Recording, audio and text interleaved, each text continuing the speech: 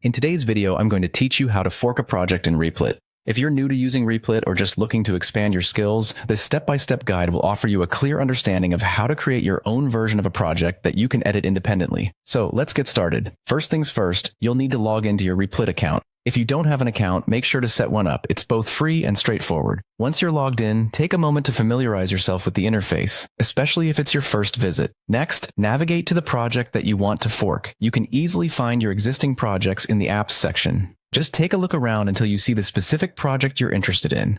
Once you've located it, go ahead and open that project. This is essential, as you need to be inside the project environment to proceed to the next steps. Now that you have your project open, your next task is to locate the fork or remix option. This option is usually visibly positioned near the project title or possibly nestled within a drop-down menu in the project's environment. Sometimes you might see it labeled slightly differently, such as remixing this app or something similar, depending on updates or changes in Replit's interface.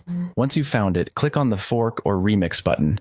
What this does is create a new, independent copy of the project under your Replit account. The remarkable aspect here is that it allows you to make changes freely and experiment without impacting the original project in any way. Think of it as having your own sandbox version of the code. After forking, Replit typically appends a number or a suffix to the name of the new project, often something like Original Project 1.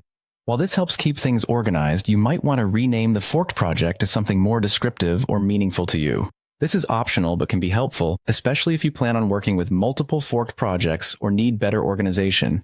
With that done, you've successfully forked a project. Now you have your own personal version, which you can edit and modify as much as you like. Feel free to experiment, make changes, and truly make the project your own. Remember, any edits you make here won't affect the original, giving you the freedom to learn and grow with your coding skills. And there you have it, a straightforward process to fork a project in Replit. Whether you're collaborating with a team or working solo, this feature is a fantastic way to customize projects to fit your needs. Thanks for watching.